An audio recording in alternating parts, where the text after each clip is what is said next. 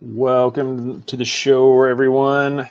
We've got with some returning guests, Bill and Jaci Kousoulas. They were on with us before, actually talking about their paranormal thing. I forgot to check this one. I think it's phenomenology research professionals, if I'm not mistaken.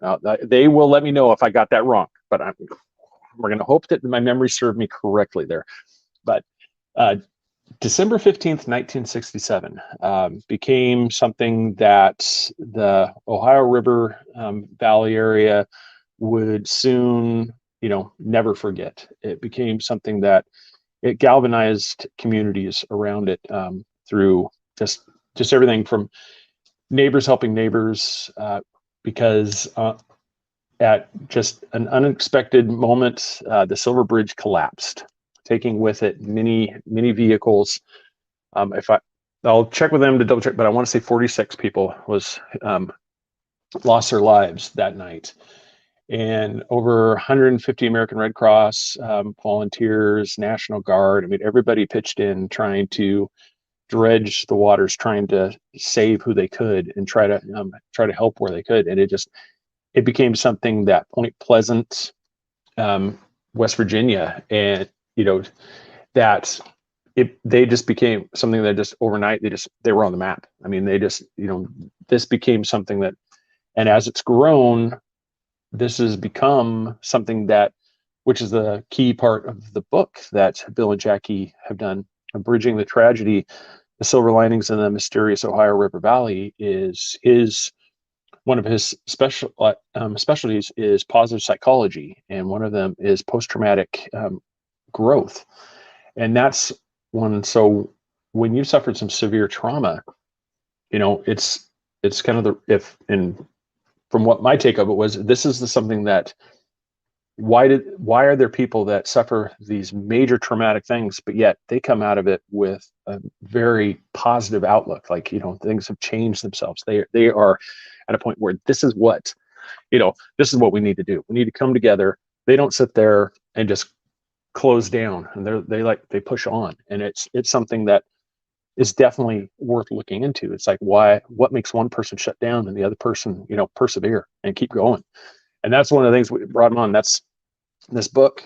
I said, Bridging the Tragedy. It talks about that. It has many interviews of actually people that firsthand recollection of what happened, what they experienced, and what their take was, and how that's affected their lives. And so, enough of me bloviating about this. Let's bring on the people that actually wrote the book so they can actually do a better job than I am.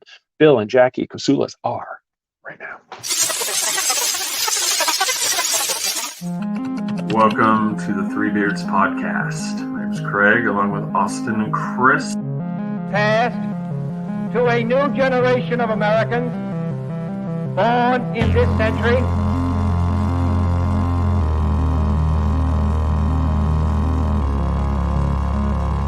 Let me out. I'm afraid that is quite impossible. I need you.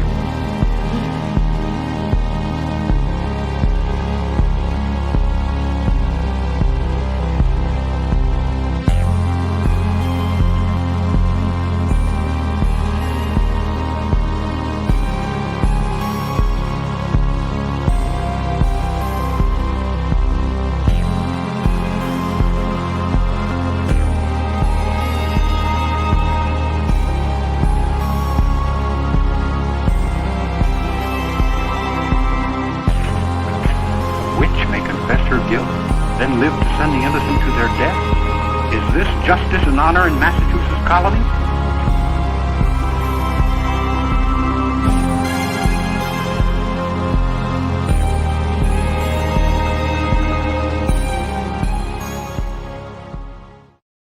All right, let's bring on Mark Eddy.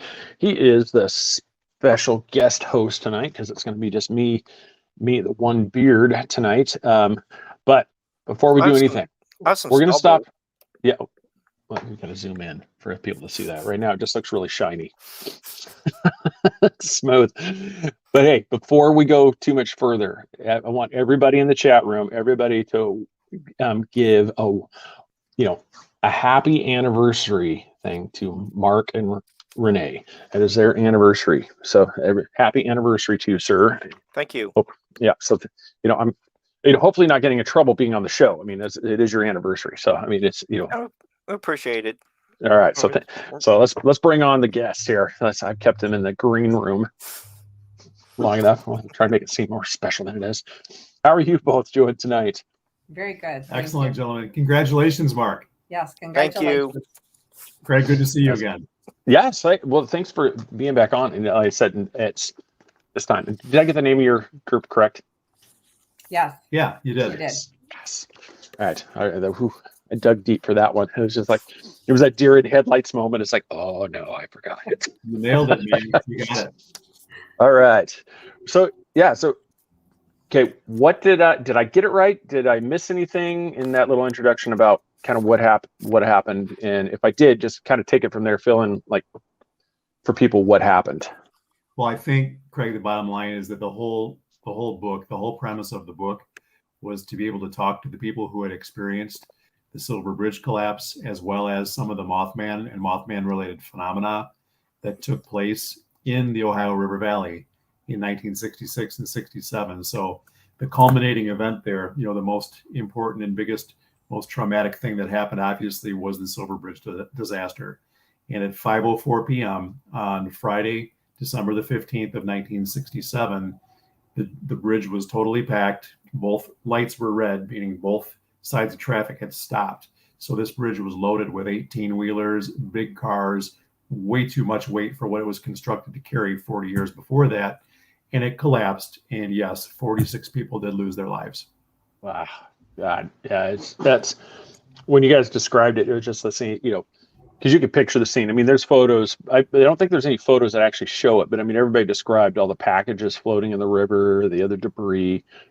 I put some on the banner. It showed some of the photos of the thing, and I couldn't help. I had to sneak the Mothman in, on the picture, just because that's, when everybody thinks Point Pleasant, that brings up, and but that was one of the things. Like I when I was looking at this, while this is mentioned a few times, this book doesn't really discuss, and cover anything in the way of like the Mothman prophecies or anything. It was basically, you had some people that during your interview process, you would ask them these questions, but this one is not geared towards that part. This is simply looking at, like I was saying, what takes place with somebody after they've experienced these traumatic things and like how they coped. And one of the things I did notice through most of the interviews that you guys did, it seemed to be a real common theme where people were, don't let moments go to waste. Make sure, tell your family you love them. Don't wait till tomorrow. It's not going to be, there's a good chance it's not going to be there. And that's one of those things. It seemed like almost every interview, that was almost like the prevailing theme with everybody that you talked with. Mm-hmm. One of the people that we talked to mentioned, just to make sure, like you said, to tell people that you love them, because these kinds of things, even though you always think that a major disaster is not going to affect me, I think it was Marva Bailey who said it. She was interview number 9 or 10. And she said, the saying that it doesn't happen here is wrong. It does happen here. It did happen here. We lost people. We lost people we knew. It can happen, and it will change you. But weird secret. I had a moth flying around my truck. Uh-oh. Stay away from bridges. God. I one of those, and I think just through a lot of the stuff, when you guys set out to do these interviews, did you have, because part of the book, like I'm trying to remember what page it starts on, you get into where I think it's starting in chapter 6. Yeah. Where you start getting into the conclusions, and then you start actually getting into through there, you actually get to the part where you start looking at the data points, like what you've discovered and stuff. Was that what you set out to do? I think that's how I was set out to do. When you were going through this interview process, that you wanted to collect this data, or did it? Was this kind of like something that just fell into lap as these things were happening. You're like, this is stuff that, hey, we can correlate this and actually start to do something off this with this data. But that was our plan. We did plan on finding what post-traumatic growth was. I'm trying to find the words. I know. The most common denominators, basically. So when the interviews were broke down into codes, I should let Bill talk about this because he's actually the psychologist and he can explain it better as far as the coding and how many we had. And it was 3 different processes that before we got to that point. So why don't you tell them? Yeah. So, and the premise of the study really was to focus on the good things that came from the terrible trauma of the bridge disaster. But we also had a second set of questions that pertained to the Mothman and to other paranormal phenomena, because we wanted to cover both things, not because we believe that one of them necessarily affects the other, but they're so intertwined historically and they've become part of legend that we felt that we needed to address both issues. So the goal was, let's not focus on the bad stuff that came from the trauma. We knew people died. We knew the town was economically devastated. These are ideas we had going in, but the way we formulated the questions was specifically designed to be able to get the responses from the people who actually experienced it firsthand, secondhand, lost family members, saw Mothman, what have you. We wanted their response. So what we did is we employed a technique known as bracketing. And what bracketing means is, yeah, Jackie and I have been fans of Point Pleasant and Mothman for 20 years. We know a lot of people in the community. We have our ideas about things, but this book is not about us. It's about them. So we kind of bracketed our own experience out of the equation and formulated our questions, tailored them towards the individuals so we could get their really unadulterated responses without our influence, if that makes sense. And then, yeah, there's just some of the just kind of reference thing, something what we were talking about right there. It's just like they have a few pages of the ones where it just breaks back, the initial codes, the focus codes, and you just went through and you broke, in this whole, it's basically, it's a nice, when I first opened out, I'll tell the people about the book, because I was not expecting it to be a literal transcript of interviews. I was actually, when I saw it, I'm like, okay, they're going to describe this thing. When I went there, I was pleasantly surprised because right out from the beginning, like I said, it goes through and it's a complete transcript. Let's see if I can do it here. Got it. Right there. You just have where it just breaks down who the interviewer is, who is doing, so that one right there was Jackie asking the questions of, in this interview, I think it was Mark Griffith, who MG was. And all the interviewees proofread the transcripts, so you were looking for the authentic words that they use to describe what they saw. Primarily, yes. Now we did edit things out to a certain degree. We could have done a better job of that, specifically with the interviews themselves. But yeah, we actually, between the two of us, probably invested 40 to 60 hours just cleaning those up. But what we wanted to do is maintain the integrity of the statements in the voice of the people who spoke them, but we wanted to have them closer to being grammatically correct. But I think I missed a capitalization here and a period there, and that happened more often than I care to admit, but it's the truth. It is. Well, it's one of those. I think anybody, we joke about that with a few books. Anybody that's their breaking point on a book is that the period was in the wrong place. I'm like, come on. I'm like, the whole point of it was right there. It's like everybody is not expecting this thing to be. I'm like, just enjoy the book. That was the whole point. But one of the questions I told Mark, I was trying to figure out how to do this. So out of all the interviews, did you have anybody with a real negative thing? Where it's literally like the door salesman just slam the door on your face, just like, get lost. I don't want to talk about this. Did you guys have anybody with that, or was everybody pretty open to talking about this?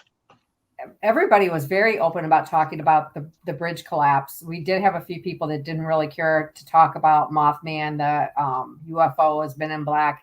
anything paranormal. They didn't believe in it and they didn't want to discuss it. I think maybe only one person that didn't really want to discuss that. But for the most part, everybody was very open about both sides of it. And maybe we could explain a little bit about how we went about getting the participants for the study. Yeah, please do. So what we did, let's just back you up about 6 years ago. So Jackie and I decided to go on vacation, and we chose to go to Point Pleasant back in around July of 2016. And when we showed up to town on a Friday night, there was nothing going on because Point Pleasant's a small little community, and unless it's Mothman Festival weekend, there's not a heck of a lot going on after 5 o'clock. We got to town, I want to say 5:30 or so. And, we saw the Mothman statue. I was in awe of the whole thing. I mean, just so excited to be there. But everything was closed down, except Did you do the tradition, though? Pardon me? Did you do the tradition? Everybody's suddenly, it seems the Mothman tradition is everybody's got to go up there and take a picture and touch the butt. Yeah, well, we didn't touch the butt, but we did take pictures. Of all things, you see people taking the picture and they got their hands on Mothman's butt, and I'm like, nice. Yeah, if that became a thing, we didn't know it until like the last year or two. Yeah. So sorry, I digress. That's okay. That's okay. So Jackie was across the street from the Mothman Museum in front of a place called Harris's Steakhouse. And you want to tell them a little bit about our experience there? Well, we were walking down the street, just checking out Point Pleasant because it was our first time there. And as we walked past the Mothman Diner, I saw a little lady standing in the window. And I said to Bill, I think there's a lady in the window that wants to talk to us. And he just kind of kept strolling. And I said, no, I think that she really wants to talk to us. I think we need to go back and go inside. So we did. And she did want to talk to us. And her name was Carolyn Harris. And she was the owner of the steakhouse, Mothman Diner. And we spent every day at that diner on our first trip while we were there, just talking with Carolyn and learning about Mothman, UFOs, Men in Black, all kinds of stuff. She the bird, she called it the bird. But she refused to talk about the bridge collapse. And we found out later, after we had gone to the River Museum and bought the Silver Bridge book, that her son Timmy was in that book. He was 2 years old and he went down with the bridge. And that's why she didn't talk about it. She was a co-founder of the Mothman Festival with Jeff Walmsley. And she promoted the heck out of the Mothman, but the Silver Bridge, no. Well, yeah, that would be one of those traumatic. Yeah. Yeah, but to back up a little bit to what your question was, in that same first night that we were there, we met Carolyn, we met Mark Griffith. And as you can see from the book, since you guys have both read that, the very first interview in the book was Mark Griffith. I told Mark when we met him in 2016 that I was going to write a book about Point Pleasant, and I asked him if he wanted to be in it. Now, I didn't know, guys, at that point in time, anything more about it, except I knew that I wanted to write a book about Point Pleasant. He said, okay, and he shared with us, he said, I lost my younger brother back when I was in high school. He died at 15 years old. And in addition to that, he also had twins who both died as well. And he went to his car and he got a letter that he had written to God. And he shared that with me on our very first visit. So we knew then and there that we had created a special bond with these two people and vice versa. And they became very important to us. So we got Carolyn's phone number. We got Mark's phone number. We got connected to Mark on Facebook.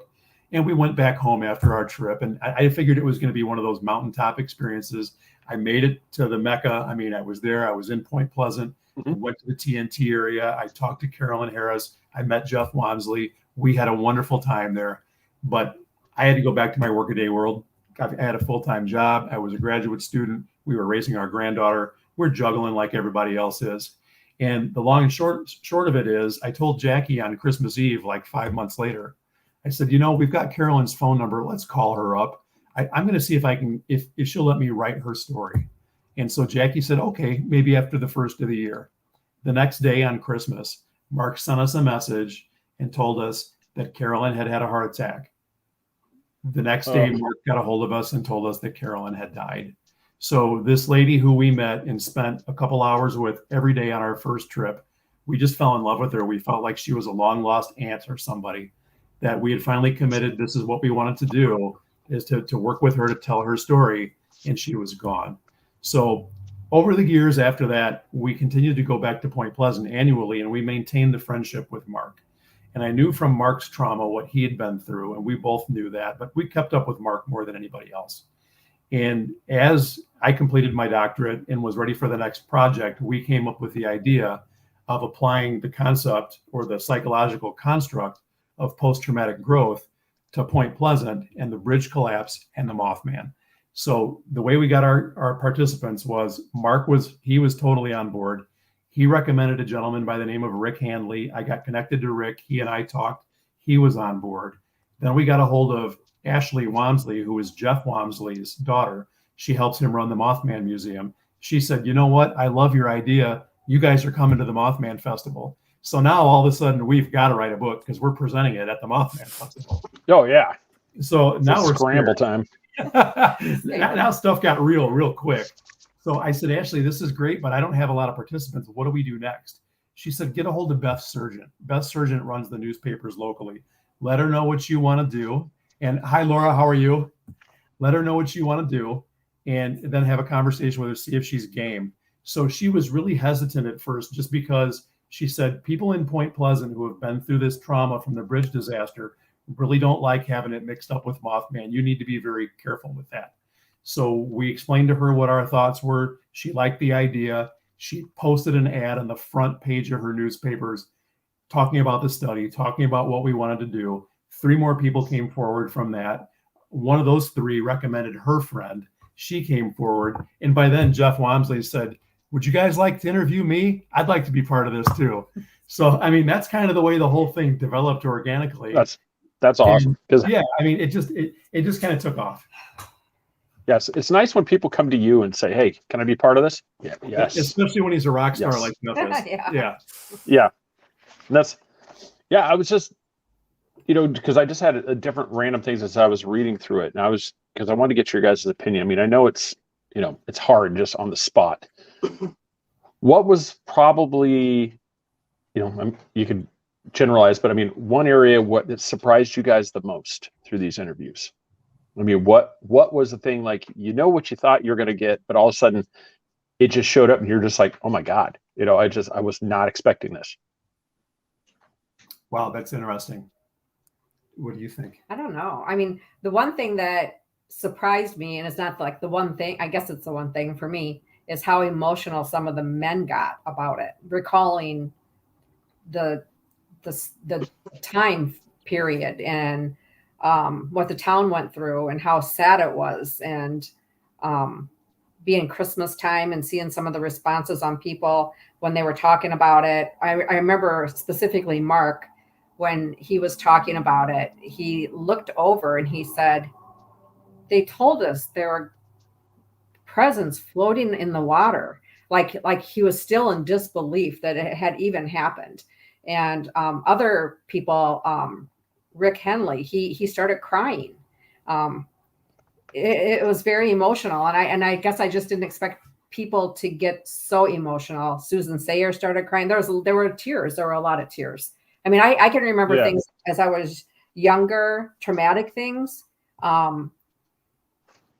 Maybe if I were talking about it in an interview, I would cry, but I just didn't expect to see that. Now, Susan, was she the one that the sister died? Sister-in-law? No, that was Linda. That was Linda. Okay. I'm trying to remember. But they're still emotional 50 years later. Right. Very, very emotional. I'm glad you guys brought up Linda, because I was thinking about this. I was buying time here. I'm glad Jackie started talking, because I'm racking my brain for the most, the craziest thing to come out of the whole thing that we didn't expect. During Linda's interview, just going through the series of questions with her, she's a sweetheart. She's gotten to be a very good friend of ours. But as she was going through the interview, she was nervous. She really didn't want us to do video. We videoed a lot of the people. And she'd talk and she'd answer us with the questions. And she was a great interview. But at the end of it, I asked her towards the end, I said, well, let me just kind of see if I can put myself in your position. And I went into the whole, repeating the dialogue. This is what I heard you say. And as you said this is the way that I would be feeling. And I'm 18 years old. I'm getting off work. It's Friday night. I'm excited for the weekend. I'm driving up to the bridge, and all of a sudden the bridge is gone. And the first thing I think is, this isn't real. What's going on? And then slowly I start coming to my senses, and it becomes apparent, this has really happened. This is just crazy. And so in interviewing her, she at that point said, now that you mention it, I died.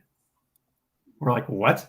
And she didn't say it quite like that. But what she said was, she was at her mom's house and the family was gathered around. And the next thing she knew, she was waking up, I think in her grandmother's bed. And she said, where am I? What had happened was she had shut down psychologically and physically to the point that she went into a state of shock. She literally flatlined.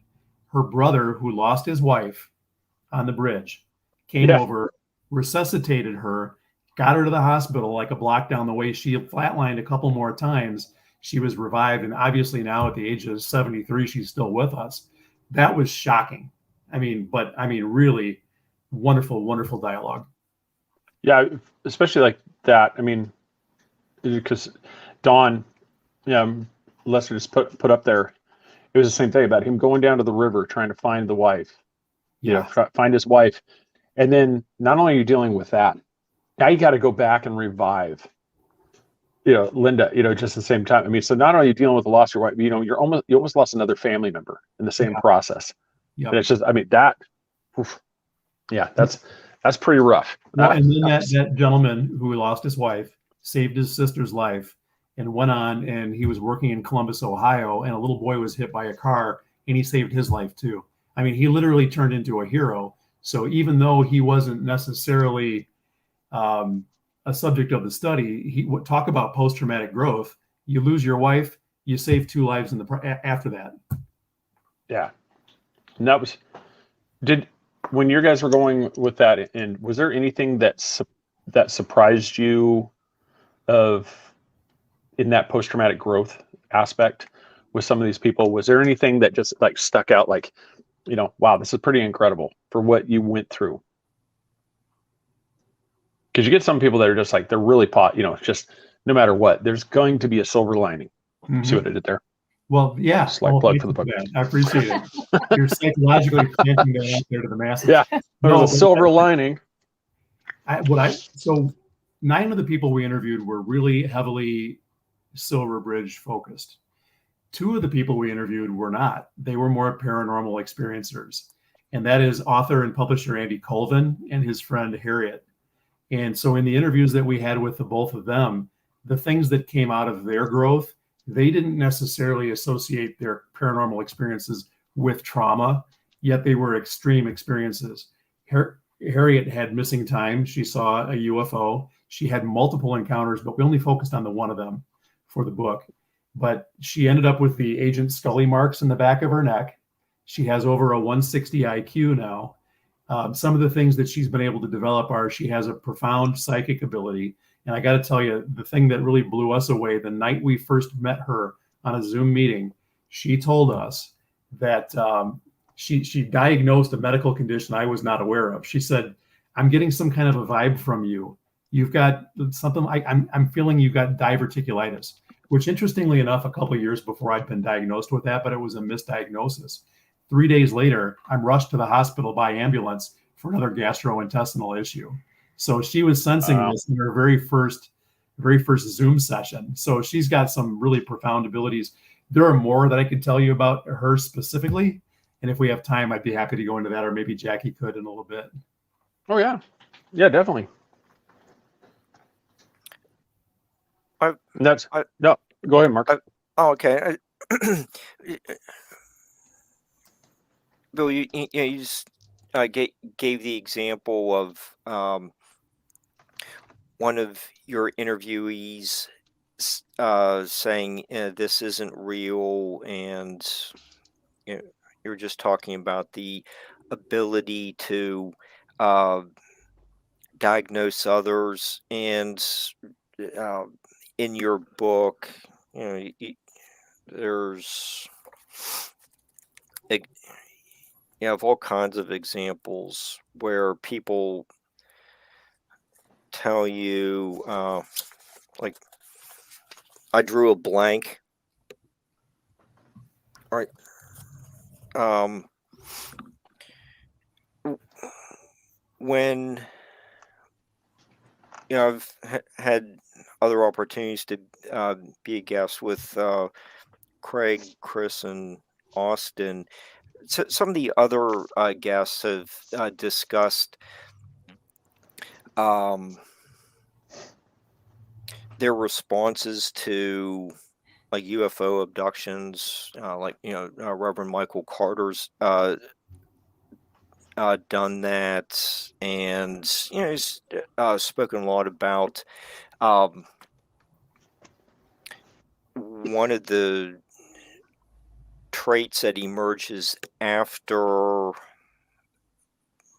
uh, a unexplained event. You're really trying to figure out what just happened to me. Um, there are the uh, uh, abilities to diagnose someone, or there's um, more of some kind of faith building type The puppies have uh, struck. thing that you need to do. Uh, you help to make the world a better place. And in Carolyn is working at the restaurant, feeding people. I could see where that could be interpreted as wanting to uh, make sure that people have a good meal to help them get through the day. Um, it, it, are a lot of the it seems like a lot of the experiences that you have in your book are very characteristic of what Michael has spoken about. You can find it in Betty and Barney Hill's um, capture, or you know, the recounting of their experiences in Kathleen Martin's book Captured. It, does all this trauma and the behaviors afterwards seem uh, like it's a very consistent pattern? I would say to answer that there were a lot of themes that emerged that were similar. Not everybody exemplified each one of the dimensions of post-traumatic growth that we found for the study, but there was a lot of crossover. A lot of them really did.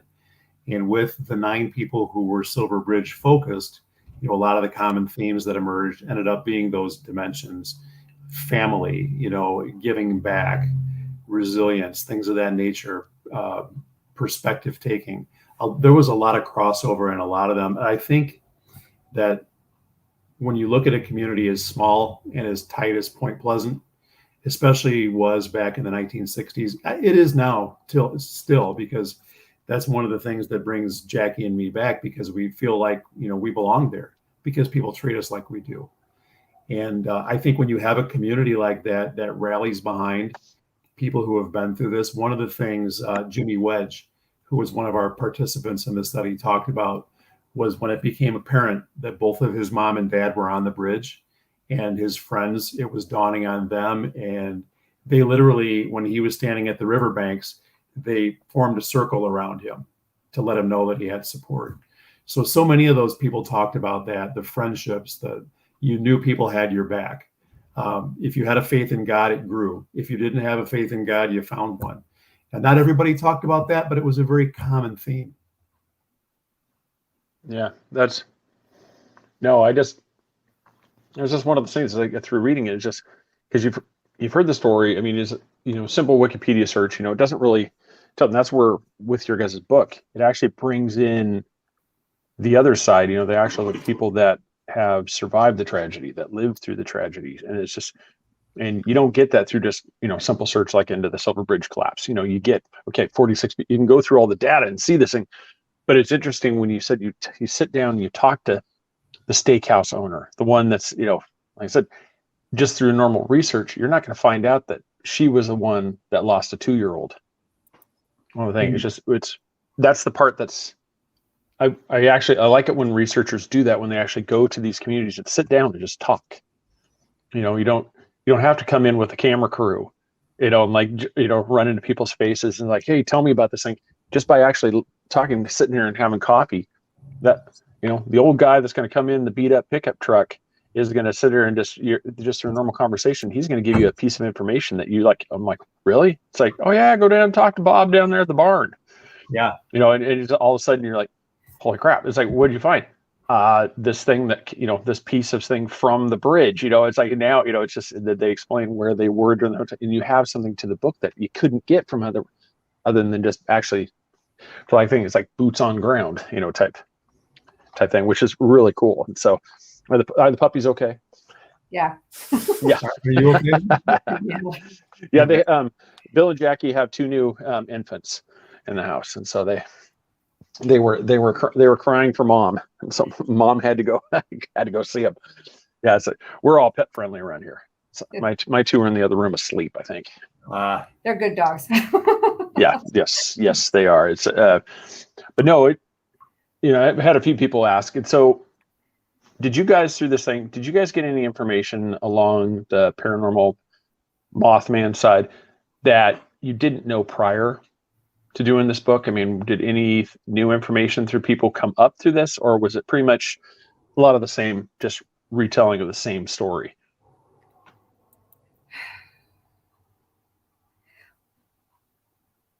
Go ahead. Well, Jimmy Wedge, he was, did you tell him he was the oldest of? I didn't tell him much about Jimmy except that he lost his mom and dad. Okay.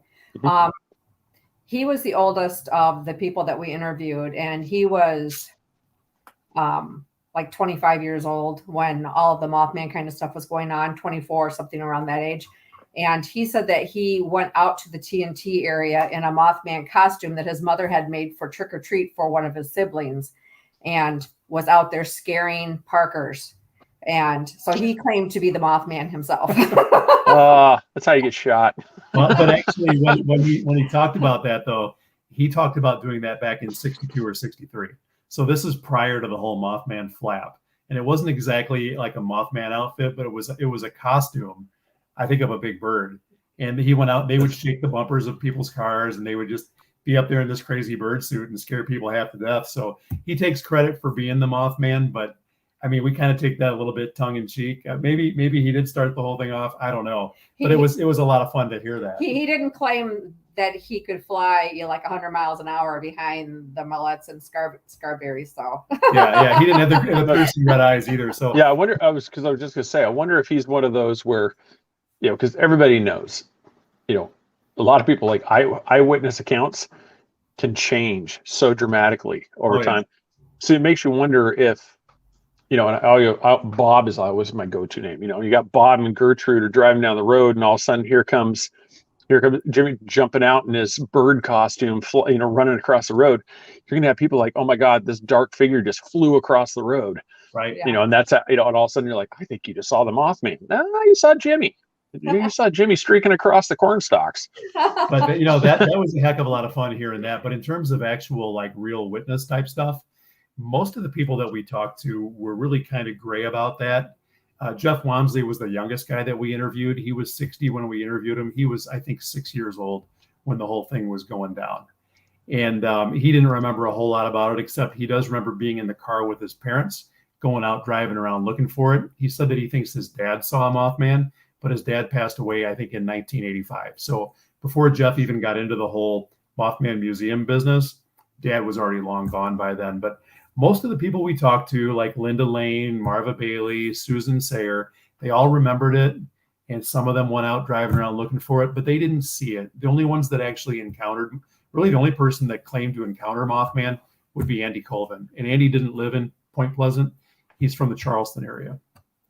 But he also, Charleston is Mound, West Virginia, and that's just like right north of Charleston, and is now considered Charleston. Before Andy claims that he saw it, there were gravediggers in Clendenin, which is just west of Charleston, that saw it.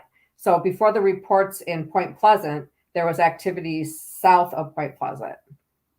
Now, is there, because I'm looking at a picture of Point, I can bring it up here to kind of show people. Is there a nuclear power plant close by? I believe so. I 'Cause believe so. I see a cooling tower back in the bay in English, and so everybody, instead of just being There's one upriver from Point Pleasant. yeah, because you can see in this picture right here up in the upper top, you see the larger cooling tower. So that's what I was wondering. The reason I bring that up is because that seems to be, and just from what I've seen, there really seems to be a correlation between a lot of like nuclear plants and paranormal activity, UFOs. Absolutely. And so was this plant around back in the 60s?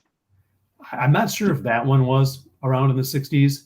I know based upon Andy's writing, because he's done a lot of research into Mothman in general, but being from the Charleston area, he knew a lot more about that area than had been reported in the Mothman prophecies or really any of the other stuff that's been reported about. But he has talked for years about the power plants and the organizations that ran those power plants and some of the politics that are behind them as well too, and conspiracies behind a lot of that. But I think to answer your question, there are a lot of power plants that are out there, not all of them nuclear. I think maybe one of them in the Charleston area. But besides that, I mean, just with the preponderance of business and heavy industry there and pollution and things like that, it really sets a good backdrop for some type of a crime fighting deity to be showing up and heightening people's awareness of what's happening. Yeah, and it's one of those. It's definitely it's on my bucket list to get up to Point Pleasant. I figure while I'm up there, I might make a little detour and say hi to a certain booking agent man that over there. I might actually have to take time to say hi to somebody that's up there in the West Virginia area as well. I guess. Come on up. Yeah, so I really want to get up there because I hear a lot of stuff about the TNT area, I just want to actually see it firsthand. I mean, this is one, yeah. And through, I'm going to show the book again here. One of the things that really has stuck out to me is, and unless you guys encounter this and it wasn't in the book, I haven't really heard too many from people that resent the whole Mothman phenomenon, because it seems like it's really brought a lot of business and a lot of life back into a town that was it was just kind of there, and then that bridge collapse really hurt them economically. Because that just basically cuts them off. It really did too. And I mean, and just to explain that a little bit, so when the bridge went down, that major thoroughfare that the bridge carried, that highway, went right through Point Pleasant downtown. So all the business from commuters, not just locally but over the road, would pass through there. They'd stop at gas stations. They'd stop at stores.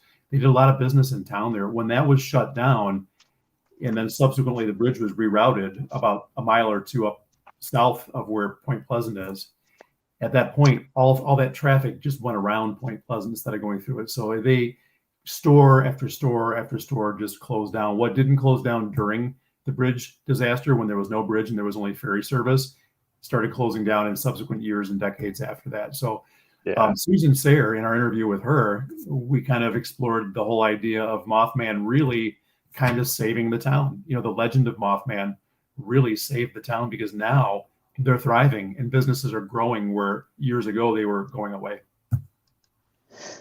Yeah, I just, at least, I felt here the vid shows up in 2020 and just basically screeching halt, but it looks like, based off this last thing, that it's back just as good, if not better, than it was prior. It seems like it's really, really bounced back, which was fantastic. I mean, because that's what I was talking with Mark, is just whether or not he thought, this was going to be something that's going to take a while to get back, or if there's something everybody's just going to clamor to get right back to it. And it seems like it was really busy.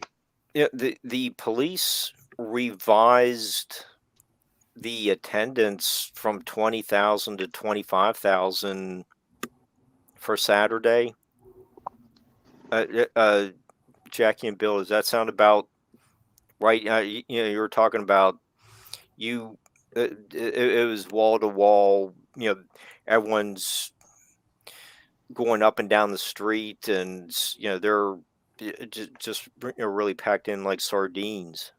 That's right, because I was literally doing TikTok videos of the Mothman Festival to share with people that follow my account. And at one point on Saturday afternoon, I said there has to be at least 20,000 people walking down these streets of Point Pleasant today. It was wall to wall people. It was packed. Well, and it's like I said, the show's not completely about Mothman, but I'll put this question up here.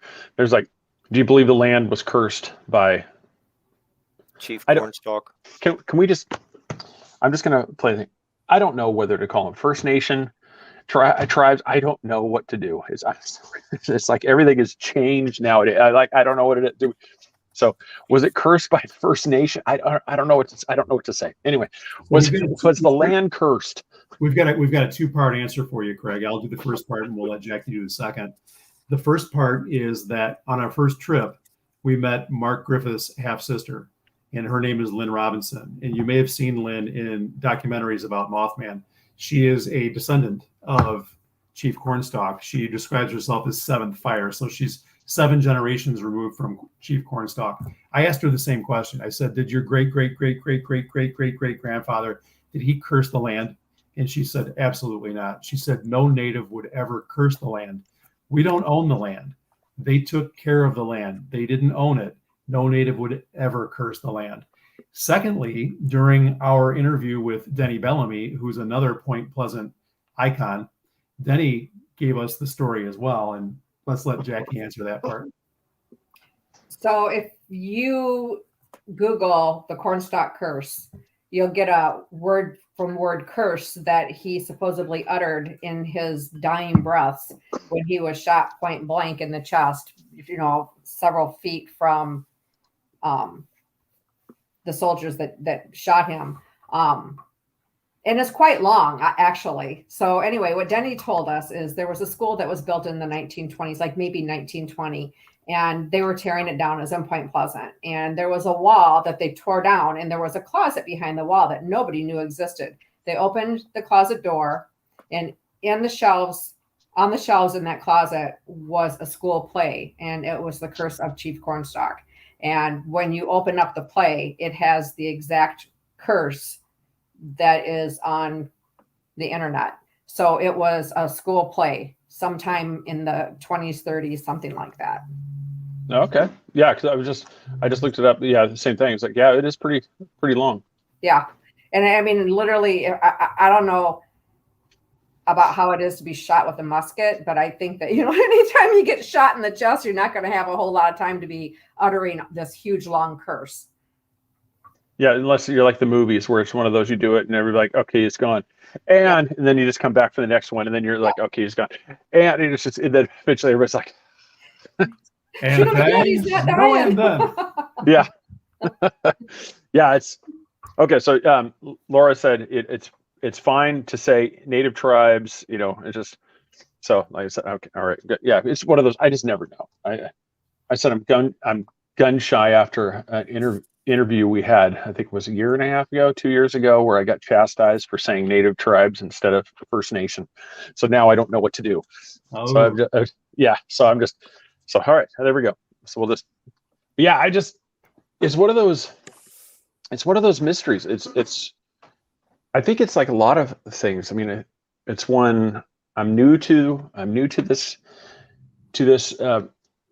sighting and stuff, but it seems, it's kind of one of those like the one-offs where they seem to appear and then they're gone. I even heard something that they thought that, it possibly could have been something from the Montauk project, where this is one of those things, that got out because like the Beast of Montauk, where it just, this is something that got out, was there. And then when it finally closed, boom, they're gone. And so I've heard that theory, same way with Jersey Devil, all these ones. So through your guys' stuff, I mean, do you feel like, because we talked a little bit about it the last time you guys were on the Chicago sightings, we're going to go Chicago sightings. We're going to use quotes here. The take on there. So do you think this is one of those things like in your opinion, do you think we're going to see another sighting from Mothman, or do you think this is just one of those like the Van Meter visitor, those type of things, where this is going to be a legend, and we're just not sure if we're ever going to see this entity again? Well, the major flap and what we're talking about primarily tonight is about 66 and 67 happenings in the greater Ohio River Valley. So, I mean, that was the epicenter. That was where it all really went down back then. But there have been reports historically of, big birds, Thunderbird type things, Alton, Illinois, Freeport, Illinois, Caledonia, Illinois, not just Illinois, but that's where we happen to live. So those are the ones that stick out in my head. But they're reported all over the place. And yes, there have been a lot of reports that have come out of the greater Chicagoland area over the last decade. In terms of something that I would feel that would be a legitimate, manifestation of Mothman, I do think it's possible, because I think whatever Mothman is or was, it kind of defies explanation. I don't think we're ever going to really be able to tangibly put it into some little box. I think it operates higher on the totem pole than we do, frankly. And it's of a different energy level or a different spiritual nature or what have you that sometimes crosses over into our reality. And that's what happened, I think, in Point Pleasant. Yeah, because we're gonna, like, on the back there, but flips the narrative that Mothman is evil, and that's one of those things. It looks, and that was kind of one of my questions. The kind of reason why I prefaced that is through your interviews. How many people would you say came through where the Mothman was almost like a symbol of hope, to where this was not something this was an omen. This was something of evil. This was something that they felt it had more of a positive impact than it was something that, a forebearer of doom, just, showed up, the bridge collapsed, it's his fault. It was like, no, some like the Watcher almost type thing, where just somebody just came and saw it. I don't recall anyone thinking that Mothman was evil. Andy Colvin said that he thought that perhaps it was a Garuda, which is a Buddhist for the Thunderbird, a symbol of the Thunderbird. As far as most of the people, it was just kind of like a fun thing to do. Denny Bellamy did state that, running out, going out and seeing if they could find Mothman. That was the big thing then, driving over the TNT, and taking a look for it. And I think if they thought it was evil, they wouldn't be doing that. Denny Bellamy said that the West Virginians had two questions. One, if we see it, can we shoot it? And two, if there's more than one, can we shoot more than one? I know. It's strange. What do we do? Shoot it. I was like, no. Yeah, and Harriet didn't see Mothman, but she did see a UFO, and she's had all kinds of other experiences, but she's never attributed any of them to anything she perceived as evil. And like Jackie said, most of the folks that talked about it either thought it was just like comic relief, or they were genuinely interested. They wanted to go find it. It was exciting. That's what Charlene Westwood told us. Yeah. She said it was exciting when that was going on. It was really fun. Yeah, in a way, it'd be almost a perfect distraction in a way too. It's like you just had a major tragedy, but it's just like something this way. It would just, it's like, no, there was this, this entity that was seeing the same things. Like, really, and now you can get, that's something to focus on instead of just reliving the images in your head. So I could see how there would definitely be, there would definitely be a positive aspect to seeing this, the UFO sightings. For God's sakes, I want to see one so bad. I really do. Can I respond to Harlan's question? Yeah. Oh, yeah. So, Harlan said, I don't recall a Thunderbird being in Buddhism. And no, I agree. Thunderbird's not part of Buddhism. What Jackie was saying is that there's an equivalent in Eastern religion, in Buddhism, known as the Garuda. And the Garuda was at the top of the list for what John Keel thought Mothman could be. What she was saying basically is that it has some similar correlations to the Thunderbird in native lore, that it's kind of a similar concept. It operates higher in the spectrum than we do as human beings, and that it's basically seen as more of a benevolent force. At worst, it's neutral, but not evil. But you say the Garuda is a stabilizer of knowledge and enlightened states of awareness, or Andy said that. But if you know, the Mothman and Garuda are, you know, like different words for the same thing. It's almost like saying like Bigfoot and skunk ape are about the same thing too. That's a Close fair cut. statement. Yeah, I think it's a fair statement. I think it comes down to perception. I mean, people Mhm. see things differently. So, I could see Mothman and somebody else could see a Garuda or a Thunderbird, or you can see Bigfoot and I see a big hairy ape, Well, Page and 160 of their book covers that. There's a chapter that talks about the Garudas, and if I had remembered from my reading, it actually talked about the carbide plant, and that's carbide's nuclear reactor. So that answers my own question that I put on there. Yeah, Andy's chapter is one of the longer interviews. Yeah. And dude's got some awesome theories. I mean, he really does. Yeah. I was like, I could have answered my own question. You did. He's a really interesting guy. We actually meet with him on Thursday nights. It's just like a thing that we do now since we interviewed him. And we just have really good conversations. He is very interesting. Yeah, he actually came to the Mothman Festival just to hang out with us. We didn't even know he was coming. He was there just to support us. He surprised which us. We thought was cool. That's awesome. Yeah. How did it go? I mean, have you guys got a really good response to the book? I mean, have you really, like a lot of people, because you took it there to think, I mean, was it a real positive experience with people buying the book from you guys?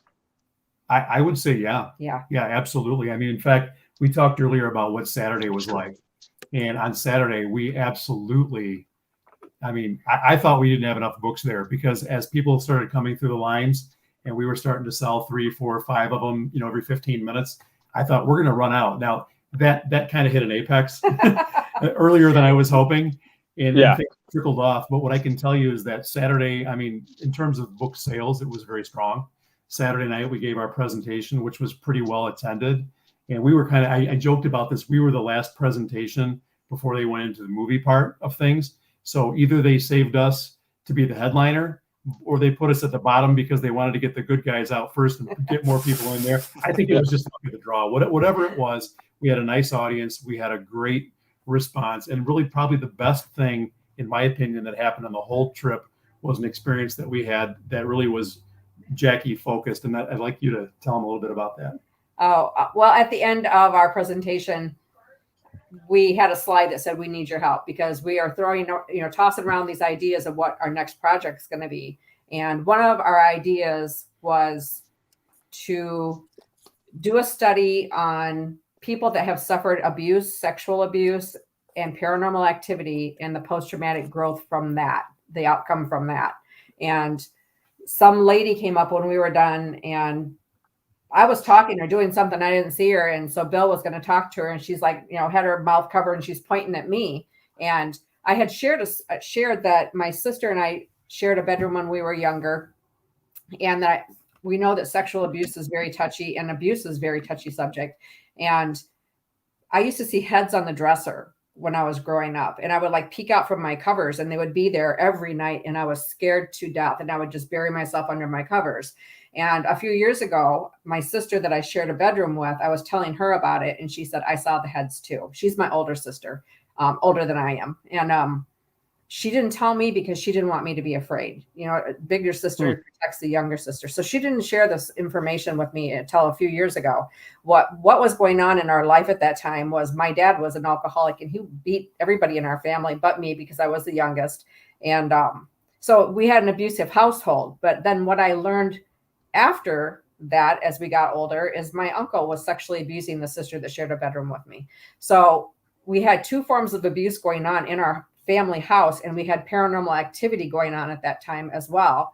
And so when I saw her, I said, you saw the heads too? And she's like, yes, but she also saw snakes. And she said that she did not even remember any of that until I started sharing the story and talking about my experience with it. Wow. Yeah. And the really cool thing about her was she shared with us, I've got 5 kids. I'm going through a divorce. I felt like I needed to come here. I camped out in the TNT area by myself. in the frickin' TNT area. I mean, which is where all these native, grounds were and the Mothman were seen. I mean, what a brave person. I thought she was much younger than she was. She's 39, but she and Jaci just totally clicked. And we just thought that was an awesome occurrence to take place as a result of being there and having those shared experiences. Oh yeah, I mean, it's one of those you almost feel like it was, I don't know if you want to say destiny. It was like it was definitely the paths were meant to cross. And so that's where I was, as you were describing that, I was just thinking too. It's like with in that study, do you think that there's anything to, especially when somebody suffers, sexual abuse, severe trauma like that, that some of the stuff, that it's almost, I don't know if I want to say it was like the Dybbuk box, where something, is manifested through, through the creation. It's like the trauma, you actually end up creating something as a coping mechanism, or as something.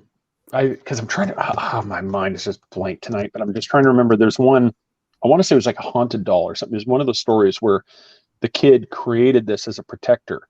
And now it's one of those really like, you don't want to mess with this doll, type things. I mean, this is one of those and I wondered if that's going to be the case. Like when you guys do these things, if you're going to find that to where people actually, almost create the very thing that's causing the paranormal activity as a way of protecting themselves or coping. So this concept crossed my mind a few years ago. It was before I even knew that Jaci had seen Heads in the Dresser, because if she had mentioned it, I didn't remember it. And that's one of those things you wouldn't normally forget, especially being paranormally oriented like I have been for most of my life. But I had heard somewhere that one of the most profound ways to basically engage demonic activity is through the abuse of a child. Kids that have been abused, I don't know if it creates some type of a vacuum or if that opens up portals to the demonic, or if perhaps the kids summon up something to defend themselves spiritually that they're not even conscious of. I really believe that kids and elders who are getting closer to the end of their life are more in tune with that next world or previous world than we are when we're living our workaday existences. So, I mean, what I had heard about that got me thinking about the whole idea of sexual abuse and paranormal activity. But then when Jaci told me about her story with the Heads on the Dresser, we began talking about that. When she listed the different categories of things we wanted to do for our next book, it became a no-brainer when she connected with this young lady at the Mothman Festival. Yeah. That's absolutely what we have to do now. Yeah, we have to do it. So we are going to be looking for volunteers for that study. And so just so I can say this before the show ends, anyone that wants to participate in that can participate anonymously. Harriet was anonymous in our study. That's not her real name. So they can be anonymous. We'll protect their anonymity. It is the Silver Bridge the interviews with the people that had some kind of connection with the bridge and the trauma afterwards, and this new project you'll be working on, and in both books you're focusing on the post-traumatic growth.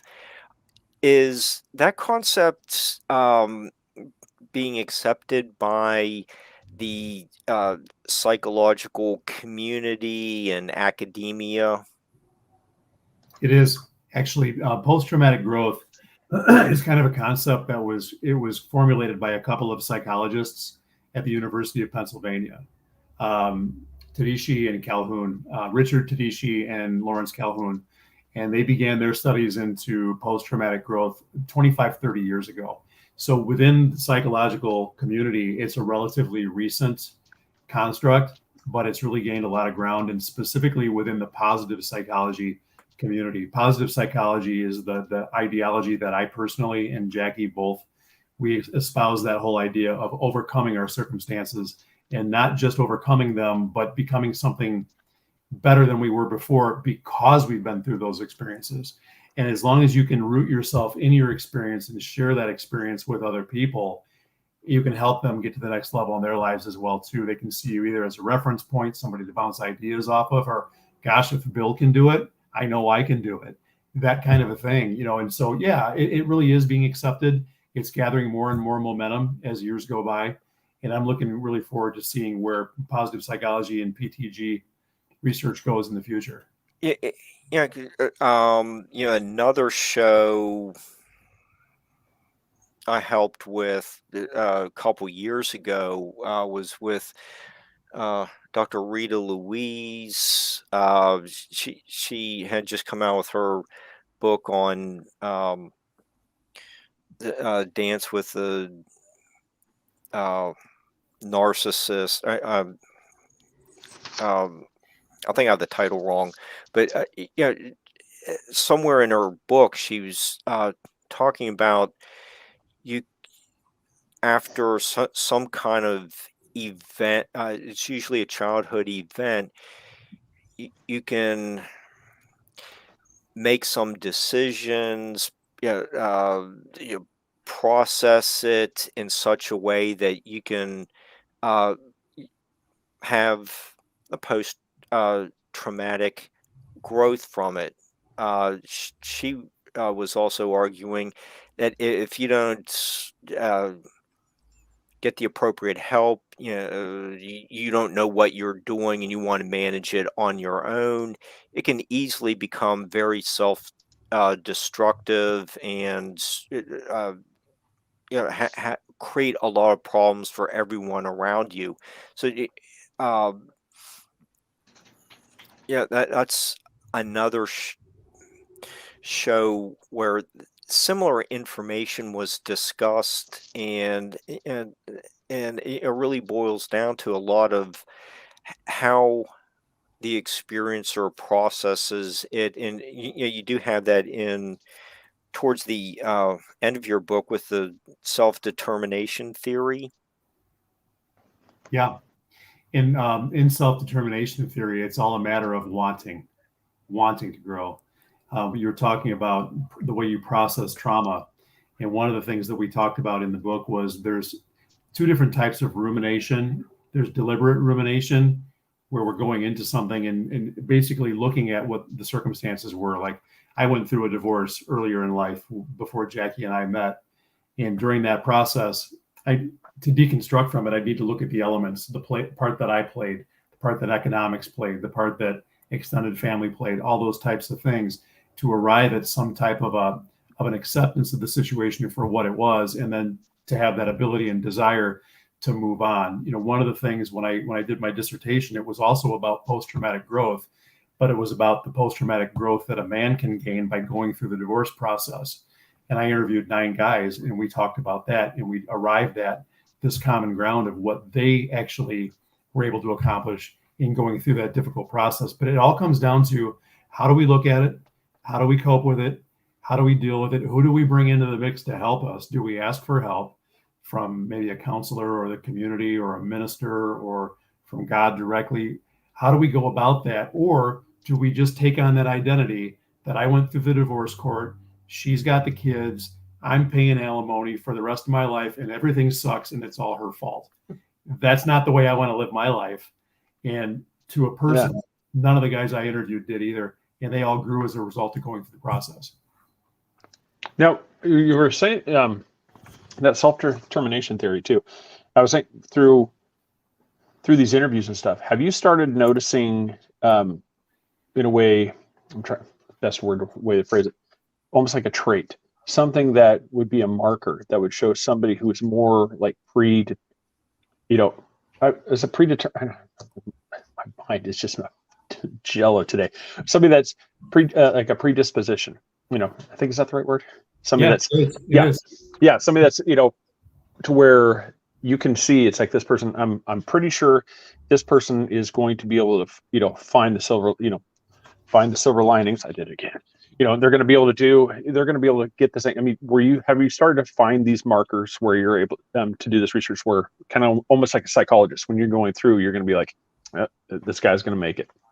I've got 2 key words I want to share with you, but I want to hear what Jackie thinks first. No, go ahead. No, you want me to do it? Yeah, go ahead. The first word that came to mind was hardiness. Having the ability to tough it out, to gut through something. And what we did, and you guys have both read the book, so there's a literature review section early on in the book where we go into psychological theory and we go into post-traumatic growth as it's manifested in different studies. And one of the studies that we used that was really foundational for the book was about the hardiness of the Appalachian people, and specifically the economically depressed folks in Appalachia. That's not everybody, but the ones that really had it rough. And what they found with a lot of those folks was the hardiness they had to be able to tough through things was remarkable. Compared to a lot of other areas in the country, there were all kinds of different things that presented from that.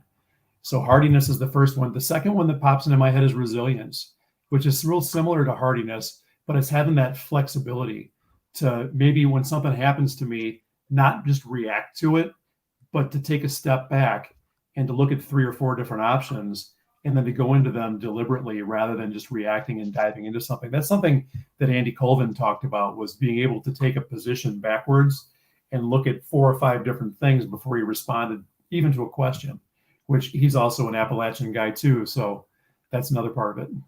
Yeah, because I know I saw like it's page 292 in the book too. You talk about coping flexibility. Yep.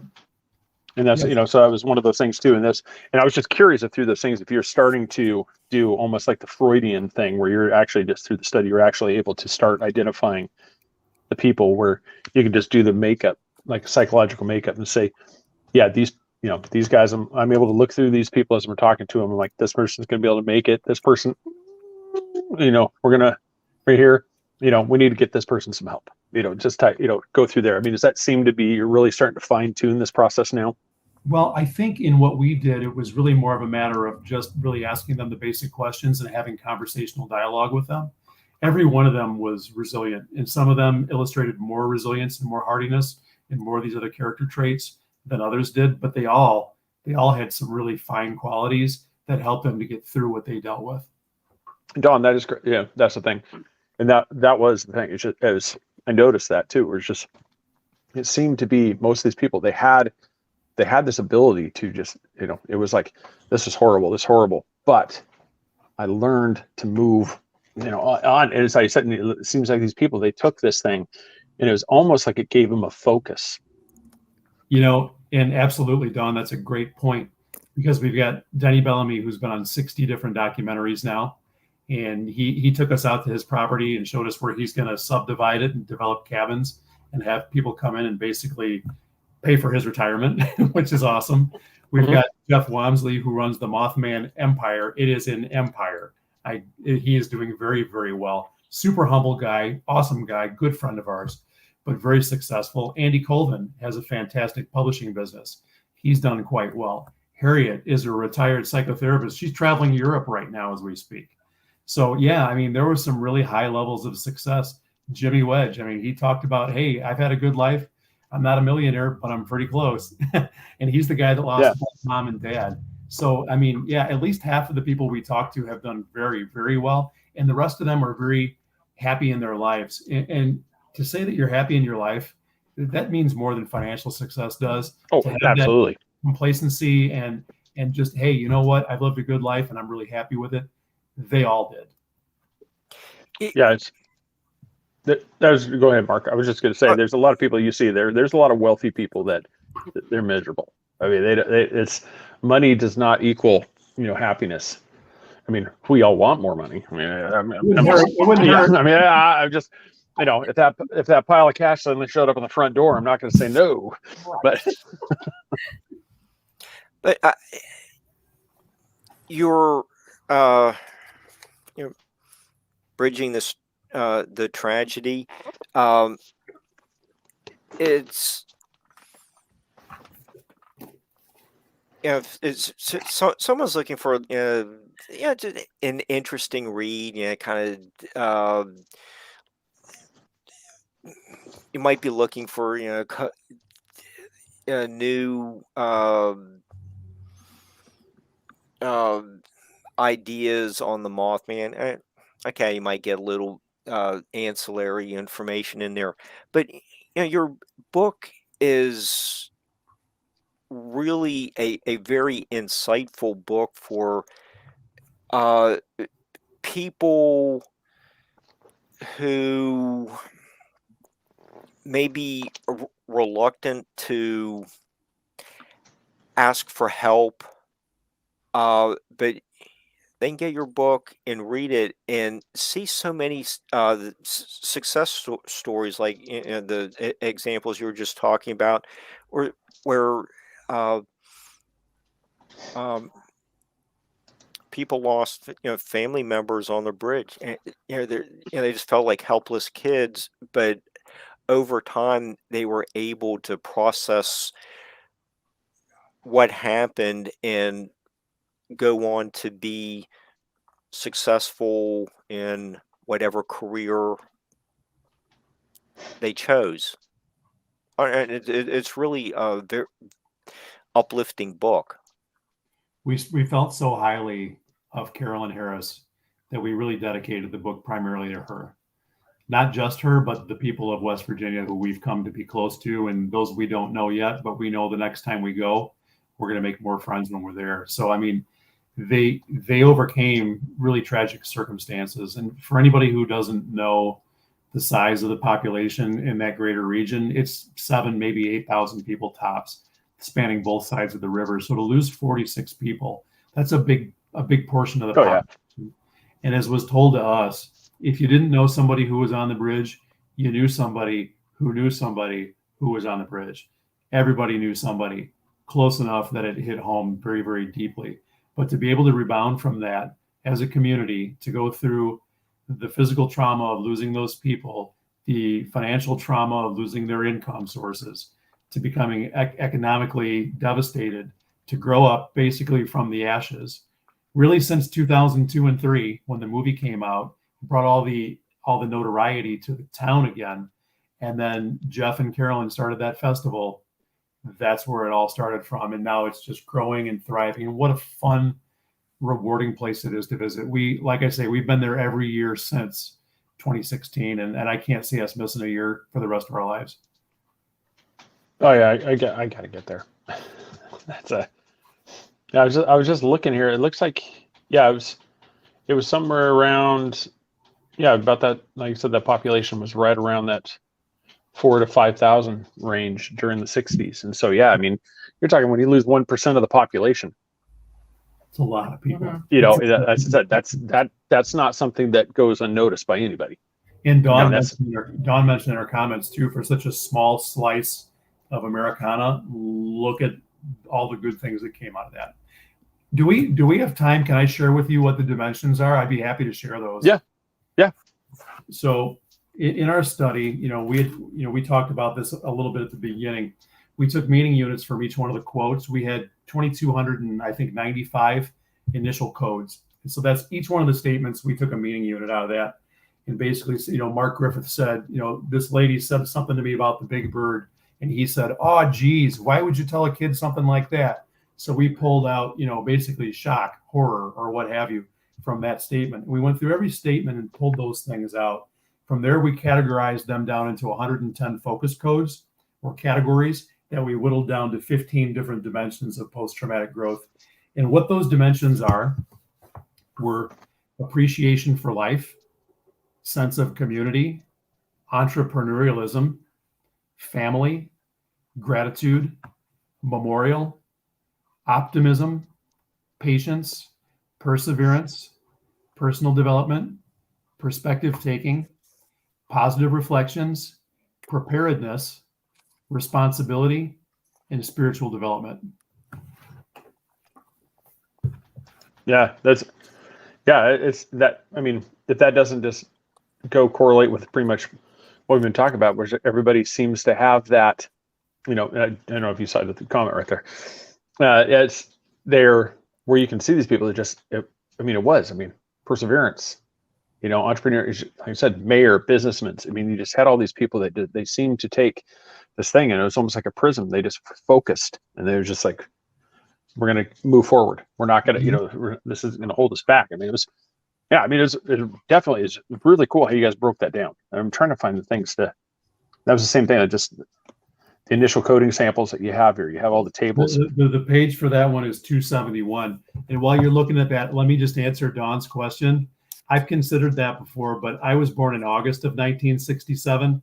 about 4 months and a week before the bridge collapsed. So the timeline doesn't line up for me to have been somebody who was on the bridge. But I think it's a great question. Maybe you soul jumped. You think so? You could have. I could have. Yeah, I was going to say, because, time is not, time is our construct. It's not one of those. Yeah. So it's I don't know. That would definitely be one of those weird things if that was one of those things where there was an immediate connection. Like that's a whole different show. Well, do we have a minute, Greg, do we have a minute, or do you have to let us go? No, you're good. You're good. We got a couple minutes. There's something I do want to share with you about this, because this is something really important and very personal to me. And that is, I totally I fell in love with Carolyn. I really did. And my wife's not jealous. She knows it's not that kind of a thing. Yeah. But she made a mean mistake. I'm sorry. I fell in love with her. For anybody who's seen Small Town Monsters, Point Pleasant, what's it called? The Mothman of Point Pleasant, that special that came out in 2017. At the end of it, Jeff is in the museum, and he's got a push broom, and he's cleaning up, and he's doing a little bit of talking. And at the very end of it, with the music that comes on and played in minor keys, it says "For Carolyn." And I couldn't figure out why it was that whenever I saw that happen with that music playing, I would burst into tears. And I knew that like I said, I fell in love with Carolyn. But what I wasn't conscious of until later on was that I had Carolyn intertwined in my memories with the great grandmother who raised me. So when Carolyn died, it was like experiencing that death of basically the lady who served as my mom until I was 17 years old. So there was that emotional connection. So if there was any kind of a reincarnation, there was some type of an affiliation between Carolyn and my great grandmother. That probably would be what it would be. I could definitely see how that'd be, because it's one of those, love doesn't have to just be a romantic thing. Like I said, it's one of there's one of those things you get basically, it's like there's a soul connection with people. And it's just because we've all had that, where we've gone up to somebody and just instantly you just start talking to them like you've known them for years. Mm-hmm. And, you don't know why, when it comes to the part, you're just like, man, I love this person, I love this guy, it doesn't mean you're like, yeah, I think he's hot, or it's like, I think she's hot, no, you're like just genuinely, you have that connection. I mean, there's just like, everything's just intertwined. I mean, and you can't explain it. I mean, it'd be the same thing. It's like, why do we find those just out of random people? And I could definitely see how that could be. You could just have that one where you walk in and you guys just instant bond. I mean, it was just like magnets. And then next thing you know, you guys are just, you're like, yeah, we got to go to Point Pleasant. Why? I got to see Carolyn. So I imagine that hit you probably pretty hard when you found out she died. Oh, well, it was horrible. On that note, Mark Griffith, literally, my brother passed away at 56 of a heart attack in the middle of the night. And he was born in 58. Mark was born in 58. Mark looks so much like my brother that it's eerie, that every time we go to Point Pleasant, it's very hard on me emotionally to spend time with Mark, although I love spending time with Mark, but it feels like a piece of me is spending time with my brother. And I'm not a normal person to take a nap. The last few couple, I don't know when it was, but we went to Point Pleasant, did some interviews, had breakfast or lunch with Mark, and I literally fell asleep in the front seat of the car afterwards because I was emotionally exhausted from saying goodbye to him again. It says I'm starting to get teary-eyed just thinking about it, because there's that same type of thing there. He acts like my brother. He looks like my brother. It's just weird. It's like my brother split and part of him lived in Mark and the rest of him died. Yeah. I mean, I'm right there with it. I can't, I would, yeah, I agree. I agree. But no, what a perfect place to stop. I like that. It's like perfect. So one of the things I want to show people too is, the way you can get this book, one real easy way is go to Amazon. And then as you're there, go right down here, click follow, bing, right there. And all of a sudden you gain a follower. And if you purchase right now, you get free delivery. At least in my area, you get by Friday. You can have it right here. So it's Yeah, definitely get Amazon. I will definitely be giving you guys a review. I'm so bad on timing, so just don't hold me to that. I'm just that was the only one that I did almost immediately because I was afraid was Miss Aida. I was like, don't curse me. So I like book review, but yeah, it was just I'm bad about it, but definitely. I mean, you guys, very good job with the book. Very good job. Thank you. Yeah. Hey, can I just mention anyone that doesn't have an Amazon account that doesn't use Amazon, they can just contact us on Facebook and we can ship them a book for $20 also. Yeah, and we're happy to sign it to anybody who wants us to do that. We'd be more than happy to do that. My copy is reserved so that way I can meet you guys in person, and then I can. All right. Then that way I can get Craig, my. We'll see you Craig, you need to come up. Statue. Yeah. I know. I've got to make the tour. I've got a few people I've got to go see up in there in the Northeast, and so I've got to find some time and just do a tour. It's gonna. I will say this: I'm a little bit more of an introvert at heart than an extrovert, and I don't like crowds. And we were never going to go to the Mothman Festival Because of him. because of me, and I had a blast there. I had an absolute blast there. It was so much fun. Highly recommend.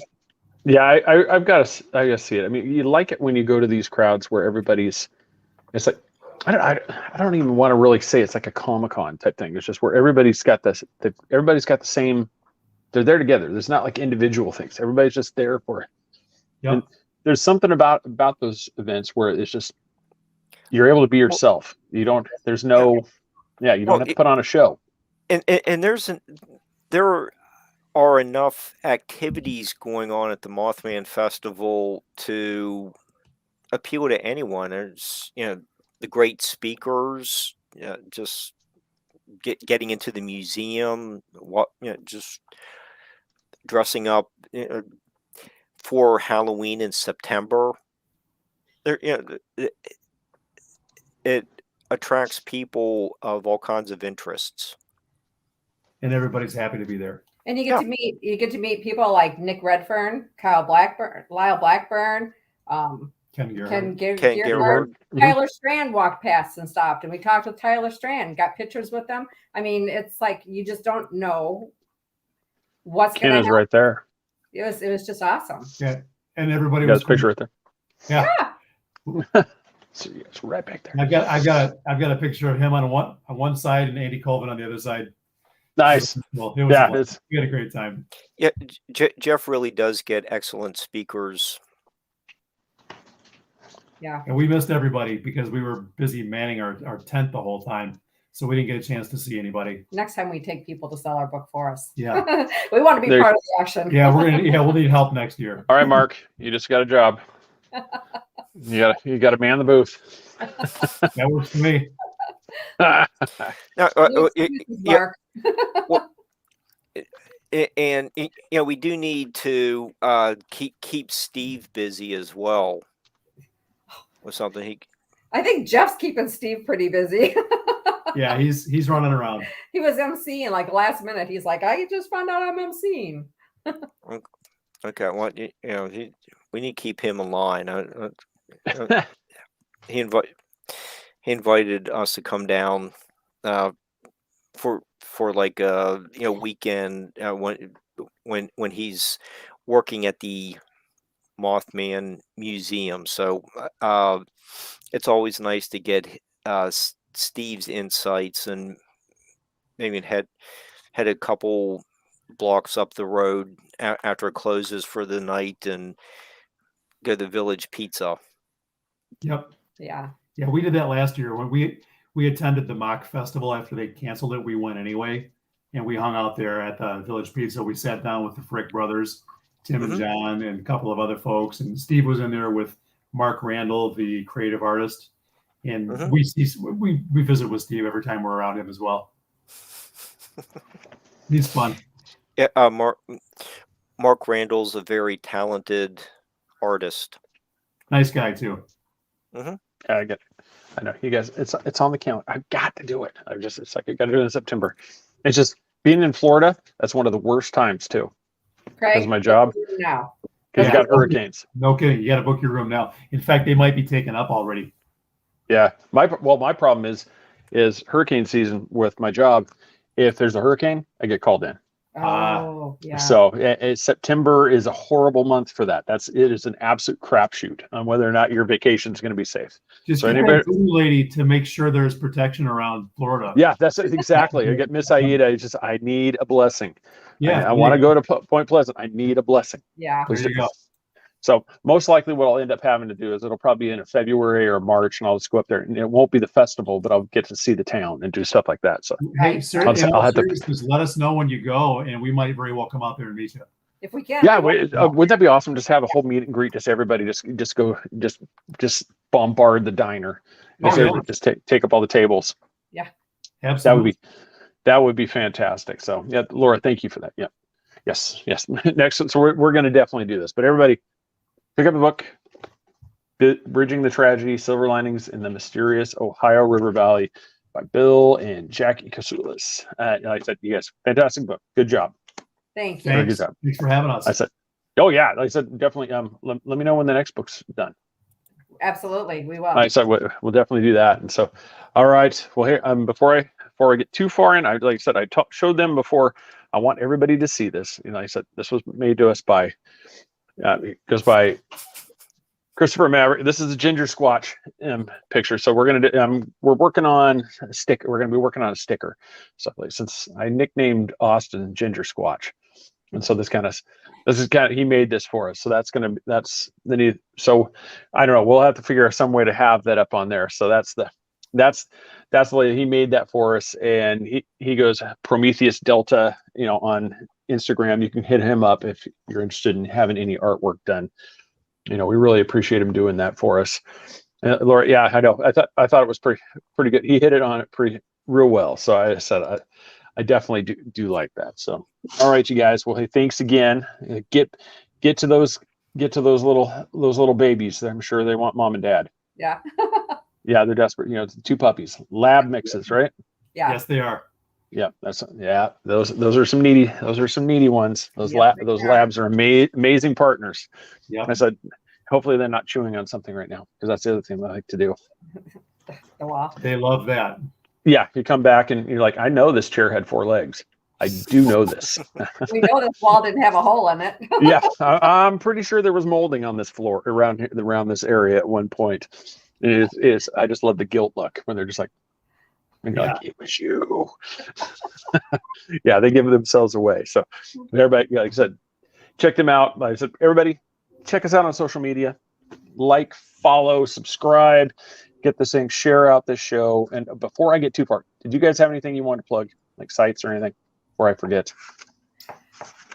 Well, we have a Phenomenology Research Professionals Facebook page that people can follow us on, and they can follow us on Facebook also, and or contact us through our email 2022prp@gmail.com. All right, I wanted to give you guys proper thing there too. So like I said, hit them up for the book or go to Amazon. Let's get those book sales going, people. I said we're really good. I appreciate everybody at the show, but like I said, like, subscribe, share, do all that stuff. Comments. The comments are great. That's what seems to really help with the mighty algorithm that controls our lives on social media. Because YouTube seems to be a little bit better of an option than Facebook when it comes to sometimes with the algorithm. Because I don't know how you can have 12 people watching live and it shows you have 32 views. Yeah, so I don't know. Like I said, it makes no sense. But yeah, check us out for merchandise, including up and coming Ginger Squatch merchandise that might be coming on there. Redbubble.com/Three Beards Podcast, or go to threebeardspodcast.com and hit the merchandise section and you can find it there. We are rebroadcast every Wednesday on ERRT Radio, courtesy of Ron, at 11 p.m. Wednesday. I said we really appreciate him doing that. But I mean, that's everybody. Just thanks for watching. Gonna have some great show next week. We're gonna be talking about John D. and the Hellfire Club and fun. Yeah, so that's gonna be a lot of fun. And then the following day, I'm gonna be on with Joey Medea. We're gonna be doing our Sinister Mysteries. It's that's a Freudian slip. Little thing. I've been really seriously talking about, about doing that joke religion, beardoism. I really need to, put that on paper. I think that would be funny. That would be some merchandise stuff right there too. But yeah, so we're just Sinister Mysteries. We're going to be talking about Sir Roger Bacon as well. So it's just going to be kind of back to back. So we're going to be doing that, and then the following week after that, we're going to be talking apocalypse. Previous things plus current. Just kind of just an all-in-one with the guys Tom, Carlito, Brian, and Bowden. We're going to get together and we're going to have that. So everybody check that out. But once again, like I said, please go support Bill and Jaci. Like I said, pick up the book for them. Like I said, they're willing to even pick up an autographed copy. Just reach out to them on Facebook. So you guys go take care of those puppies. Thanks again for being on the show, and we will see you later on. Thanks, Craig. Thanks, Mark.